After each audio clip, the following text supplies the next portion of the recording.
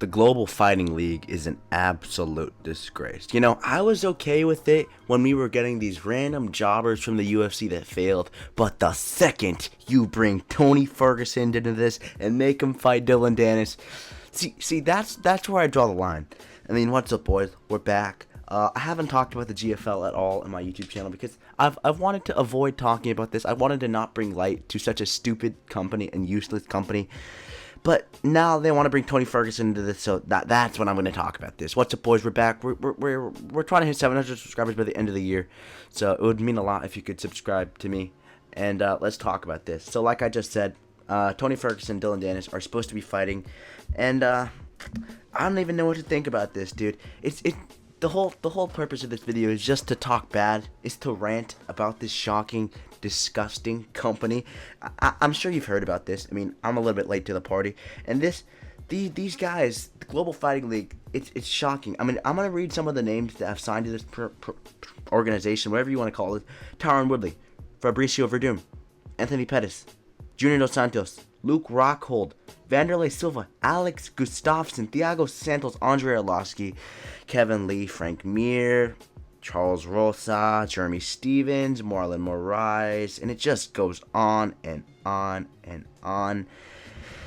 And well, it gets to a point, dude. These guys are 50 years old. You know, it sounds good on paper, the idea of the Global Fighting League, having these legends all come together, having fights, dream fights that we never got in the UFC that would have been fun 20 years ago. You know, I think a lot of people are going to be interested in this. They're going to be interested in the concept of seeing these people fight. Until the first fight happens. You know, I don't even know when the first fight's supposed to happen. I think they announced the fight but never gave us an actual date. The second the first fight happens in the JFL is when everything will just come crashing down. Listen, the second us fans see 50-year-old Frank Mir going against Alexander Gustafsson and they're getting gassed after about 30 seconds, it's going to be sad. It's going to be really sad. And that opens up another question. What is the UFC paying these guys? What is the UFC paying these guys that some of these guys only retired a couple years ago? Luke Rockhold retired, 2017? Junior Dos Santos hasn't been out for that long. Anthony Pettis still does other competitions. And, you know, these guys are desperate for money if they have to come back. I mean, none of these guys want to be doing this, dude. None of these guys actually want to be doing this, man. They're doing it for the money. I mean, there's some young fighters like Robelas de Spain, like a couple other guys. But these guys aren't getting paid enough by the UFC to actually, like, compensate for what they're doing after. After these guys retire, they're having to go work in companies like the GFL. The GFL is not going to last for long, dude. I can assure you that. I can assure you that the GFL won't last longer than a year after their first fight happens, because no one's going to watch these men who get gassed after one round fight. It's going to be embarrassing. It's going to be a mockery to the professional sport of MMA that we have these guys fighting each other.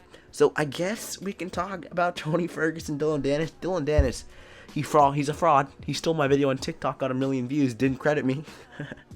And Tony Ferguson, obviously, is Tony Ferguson, dude. Oh, Kukoi. Oh, look how they massacred my boy. Look how they massacred Tony Ferguson. He's running a 7-fight losing streak. It might be 8. I actually don't know. But whatever the losing streak is, he's in a horrible losing streak. His last loss coming to Michael Chiesa. And this fight, how old is Dillon Danis, dude? Is Dillon Danis in his 20s still? This guy's been around for so long. I'm gonna search this up. Dillon Danis age.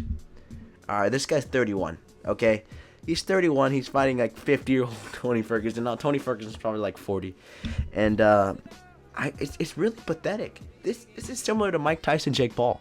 We're feeding this 31-year-old who is actually a really talented jiu-jitsu fighter, like not a jiu-jitsu fighter, jiu-jitsu grappler. Don't forget that Dillon Danis is at one point was one of Conor McGregor's jiu-jitsu coaches.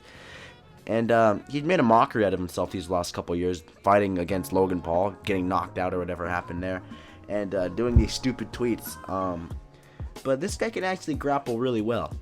And it's somewhere to the end of Tony Ferguson's days in the UFC.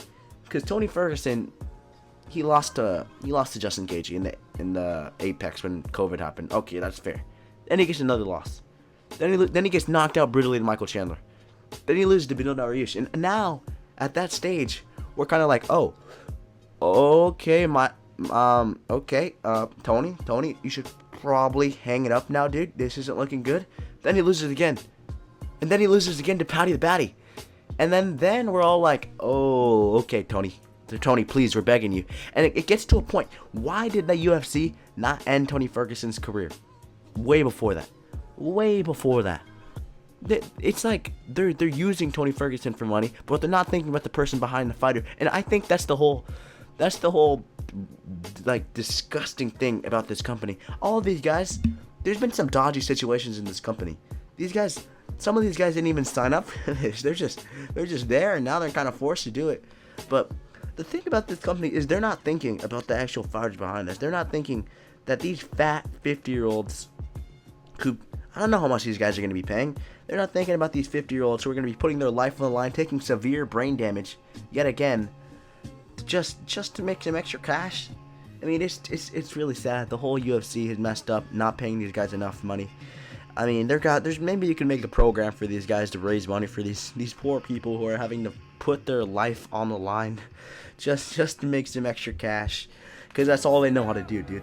And that's the sad part. Some of these guys, the only way they know how to make money is by fighting. Fighting's their whole life. So, it's kind of like I don't know, dude. I just wanted to yap about the GFL because I haven't talked about the GFL at all.